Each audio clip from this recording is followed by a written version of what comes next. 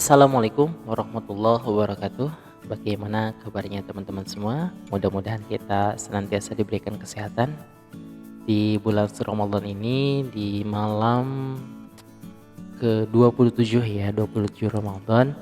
Alhamdulillah kita masih diberikan kesehatan, masih diberikan kesempatan dan masih dikuatkan iman kita oleh Allah Subhanahu wa taala.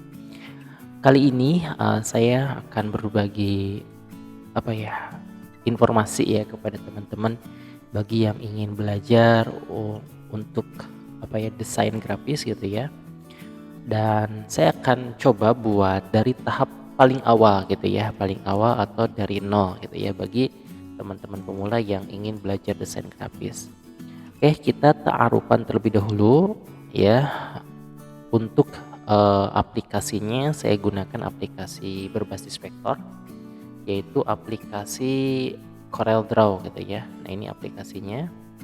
Aplikasi CorelDRAW yang ini bisa dibuat desain-desain yang teman-teman nanti bisa untuk buat karya gitu ya. Oke, yang paling pertama di atas ini adalah jendela bar gitu ya, teman-teman. Jendela bar, di sini ada close, ada setengah bar juga gitu ya. Dan ini ada keseluruhan atau mini image. Terus di bawahnya itu teman-teman di sini itu ada menu bar gitu ya, dengan berbagai macam fitur fungsinya juga gitu ya. Nah, di sini ada file. Nah, di file itu teman-teman bisa menemukan new ya, new project atau CTRLN di keyboard gitu ya. Jadi ketika teman-teman ingin buat project baru, maka teman-teman tinggal klik saja CTRLN di keyboard gitu ya. Terus di sini juga ada new from template. Jadi ketika teman-teman ingin membuat project template, klik saja ini gitu ya. Terus ada lagi open gitu ya. Ini jika teman-teman sudah ada projectnya ingin dibuat kembali, bisa open gitu ya. Projectnya tuh tinggal buka kembali projectnya, atau CTRLO di keyboard gitu ya. Terus di sini juga ada open recent gitu ya, dan di sini sudah ada project-project yang nanti teman-teman sudah tersimpan gitu ya di sini. Terus ada close, untuk meng-close misal saya ini akan close saja ya, ini close otomatis project yang tadi telah di close gitu ya. Ketika ingin buat project maka CTRL-N saja di keyboard seperti ini. Nah, selanjutnya di sini ada save, karena saya belum buat project gitu ya. Di sini ada save as, tentunya untuk menyimpan project yang telah dibuat gitu ya. Terus ada save as template. Nah, ini untuk menyimpan project berupa template gitu ya, nanti bisa digunakan kembali. Nah, di sini juga ada edit, view, layout, object, effect, bitmap, text, table, tool, windows, dan help gitu ya. Oke, di file ini ada import dan export gitu ya. Ini untuk mengambil data, ini untuk mengeluarkan data gitu ya. Data dari atau data project dari aplikasi CorelDRAW ini yang telah teman-teman buat gitu ya. Dan di sini juga ada publish gitu ya, to PDF. Terus di sini juga ada print gitu ya. Jadi bisa langsung ngeprint melalui aplikasi ini. Nah, di sini ada edit dengan berbagai macam fitur ya, ada undo, redo gitu ya, dan lain-lain gitu ya. Bahkan copy paste pun ada di sini gitu ya. Terus ada view juga dengan berbagai macam fitur juga di sini gitu ya. Nanti kita akan buat secara praktis gitu ya, melalui langsung pembuatan projectnya gitu ya. Nah, langsung saja di bawahnya itu di sini ada ada properti itu ya, dengan berbagai macam fitur juga, fungsinya juga gitu ya. Nah, di sini properti, dan di sebelah sini itu toolbox atau toolbar. Yang di tengah ini adalah lembar projectnya, yang di bawah itu warna atau color di sini. Gitu ya. Di pinggir ini properti juga gitu ya, berbagai macam fungsi dari fitur-fitur. Oke. Nah, biasanya yang harus diperhatikan adalah warna gitu ya. Warna ini ketika teman-teman ingin proses pencetakan gitu ya, maka diusahakan teman-teman rubah warnanya menjadi CMYK atau cyan, magenta, yellow, black gitu ya. Nah CMYK karena nanti takut-takut rubah warna. Tapi kalau semisal untuk berbasis digital yang nanti bisa dipublish di media sosial, di handphone juga gitu ya, teman-teman usahakan menggunakan warna RGB gitu ya. Nah, red, green, blue. Nah, untuk mengaturnya teman-teman bisa ke Windows. Terus di sini ada color palette. Nah, kita gunakan yang mana kita gitu ya, bisa menggunakan CMYK atau RGB gitu ya. Nah, ini diusahakan dipilih salah satunya gitu ya, supaya nanti warnanya itu tidak berubah gitu ya.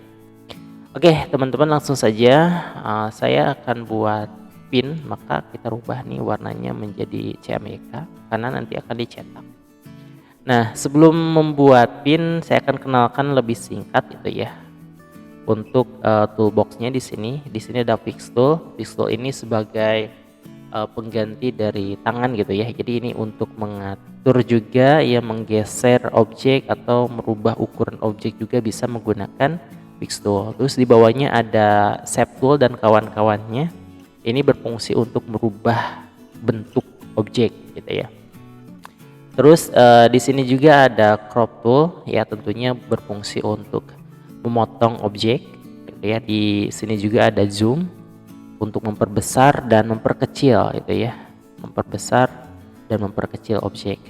Oke, di sini ada hand tool ya untuk menggeser layar gitu ya, untuk menggeser layar. Terus di sini ada line penggaris, ada garis gitu ya, dengan berbagai macam toolnya. Di sini ada bezier tool, ada freehand tool, ada to fine line, ada pen tool dan lain-lain. Ini untuk membuat garis. Terus di sini ada artistic atau brush gitu ya. Ini berfungsi sama untuk membuat gambar artistik, media tool gitu ya. Terus ada rectangle tool untuk membuat kotak atau persegi atau membuat objek lainnya. Terus di sini ada ellipse tool, bisa teman-teman klik F7 di keyboard gitu ya. Kalau di Adobe Photoshop itu namanya oval tool gitu ya. Terus di bawahnya ada polygon gitu ya, untuk membuat segitiga, segi 6, segi 8 dan lain sebagainya. Di bawah ini ada text tool atau F8 di keyboard, ini berfungsi untuk membuat teks gitu ya. Terus di sini juga ada efek gitu ya. Ada blend, ada contour, ada distort, terus ada envelope, ada extrude. Kalau blend itu lebih ke apa ya, variasi bentuk gitu ya. Jadi kalau teman-teman nanti buat bentuk lingkaran, itu akan sama nanti bentuk, akan bisa dikopasnya itu bisa lebih banyak lagi lingkarannya. Nah kalau semisal digunakan untuk membuat warna gitu ya, itu bisa akan ada tingkatan warna ya, dari muda ke tua. Jadi bisa menggunakan blend. Terus di sini ada kontur, ini untuk membuat bentuk yang sama. Di sini ada distort untuk membuat bentuk yang disesuaikan dengan keinginan kita, itu efeknya. Terus ada envelope juga, ini bisa membuat variasi, misal dari teks nantinya, dari teks bisa dibuat variasi menggunakan envelope. Kalau extrude ini untuk 3D gitu ya. Nah di bawah ini ada juga efek, ini shadow ya, drop shadow. Ini berfungsi untuk membuat efek bayangan. Terus ada transparansi tool, ini berfungsi untuk membuat objek itu transparan. Terus di bawahnya itu ada color eyedropper tool atau attribute eyedropper. Ini berfungsi untuk meniru warna gitu ya. Jadi warna yang sudah ada bisa ditiru lagi gitu ya. Jadi ini menggunakan eyedropper, dan ini interactive fill tool, ini untuk memberikan warnanya kepada objek yang dituju gitu ya, yang atau objek yang akan diberikan warna. Oke, yang paling pertama saya akan buat project terlebih dahulu gitu ya. Untuk ukurannya A4, di kertas A4, nanti di printnya itu di printer juga. Kita rubah karena unit ini menjadi pixel dan ukuran A4 itu 2400 2480 piksel kali 3508 piksel. Ini untuk ukuran A4, kita rubah supaya lebih mudah gitu ya, menjadi cm dengan ukuran 21 cm kali 29,7 cm. Ini ukuran A4. Ini potret gitu ya. Kalau ingin dirubah menjadi landscape, teman-teman boleh. Di sini ada landscape. Otomatis dia akan miring seperti ini. Bukan miring, berbaring gitu ya. Oke, saya potret saja gitu ya, berdiri. Untuk projectnya dasar saja, saya akan buat pin atau gantungan kunci bentuknya itu lingkaran. Maka yang dibutuhkan oleh kita ya. Yang dibutuhkan oleh kita itu adalah ellipse tool atau oval tool gitu ya, di aplikasi ini gitu ya, di ellipse tool di aplikasi CorelDRAW. Klik saja gitu ya, kita pilih. Teman-teman sambil tekan CTRL supaya lingkarannya itu utuh bulat gitu ya. Kalau semisal teman-teman tidak diklik CTRL, itu bisa jadi lonjong atau gepeng gitu ya. Gitu ya. Kalau tekan CTRL otomatis dia lingkarannya utuh gitu ya, sama. Terus untuk ukurannya biasanya untuk pin itu yang ukurannya kecil itu 4,4 atau 4,5 atau 4 berapa ya, disesuaikan saja. Saya biasanya 4,4. Nah, seperti ini. Terus ini karena disesuaikan gitu ya, kita buat lagi ya, CTRL V ya, copy paste. Ukuran selanjutnya itu 4. Jadi kita membutuhkan 2 lingkaran. Kita rubah ya di object size-nya. Nah, ini misal yang warna hijau ini, saya kasih warna hijau ini untuk di depan. Dan ini yang 0,4 ini gitu ya, yang 0,4 yang ini 0,4-nya itu untuk penjepitan nantinya. Gitu ya. Dan untuk pinnya saya akan sederhana sekali, saya akan memasukkan foto saja gitu ya. Kita cari nih fotonya.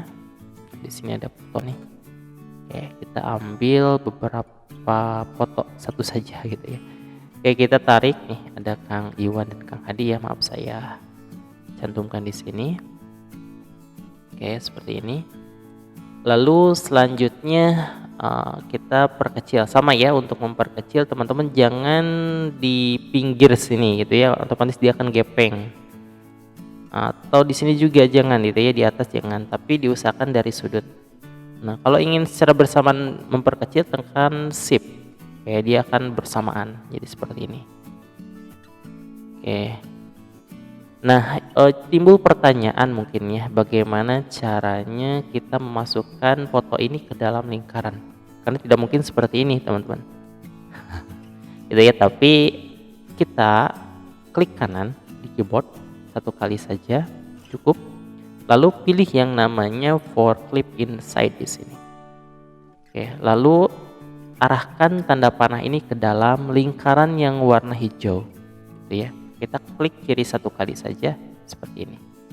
Nah, ketika kita ingin mengatur posisi fotonya, ya teman-teman tinggal klik CTRL satu kali, tekan tahan dan klik kiri satu kali. Nah, otomatis akan seperti ini, dan ini ada line garis pembatas gitu ya, yang tadi ukuran 4 cm. Kita atur fotonya seperti ini, kita geserkan sedikit. Oke, sedikit lagi. Oke, seperti ini. Kalau sudah, di sini ada stop editing content atau finish editing this level. Kalau klik kanan gitu ya, finish editing this level, bisa juga klik yang tadi. Oke, teman-teman, jadi seperti ini. Untuk memperbanyak saya gunakan transformation position. Oke, misal ke pinggirnya 4, berarti total ke pinggirnya itu ada 5 gitu ya. Ini terlalu banyak, 4 saja gitu ya. Ke bawahnya misal 5 gitu ya. Jadi dalam satu foto ini, dalam satu lembar itu ada 4 kali 6, ada 24 ya, ada 24 pin ya gitu ya. Kalau sudah, kita save, kita ke file, lalu kita save CTRL S. atau CTRL Shift S itu juga bisa gitu ya untuk save as. Misal ini project 1 misalnya. Baik teman-teman, itu untuk tahap dari nol gitu ya, tutorial atau pengenalan aplikasi CorelDRAW berbasis vektor menggunakan aplikasi CorelDRAW khusus teman-teman bagi yang ingin belajar desain, terus cari referensi dari yang lain juga. Dan mudah-mudahan melalui video ini dapat menjadi eh, wawasan gitu ya, menjadi wawasan juga, ilmu yang bermanfaat, dan mudah-mudahan menjadi ilmu yang hasanah gitu ya, ilmu yang baik. Nah, mudah-mudahan gitu ya, dan menginspirasi buat teman-teman tetap istiqomah dan terus continue bagi teman-teman yang ingin belajar desain grafis. Mudah-mudahan menjadi desainer yang profesional dan bermanfaat bagi lingkungan dan untuk semuanya. Terima kasih, jangan lupa teman-teman dukung channelnya dengan cara like, share, and subscribe. Dan bila mana teman-teman ingin bertanya, tinggal chat saja di kolom komentar. Insya Allah saya akan balas dan buat sesuai dengan yang ingin teman-teman sampaikan gitu ya, atau ingin teman-teman berikan. Terima kasih. Wassalamualaikum warahmatullahi wabarakatuh.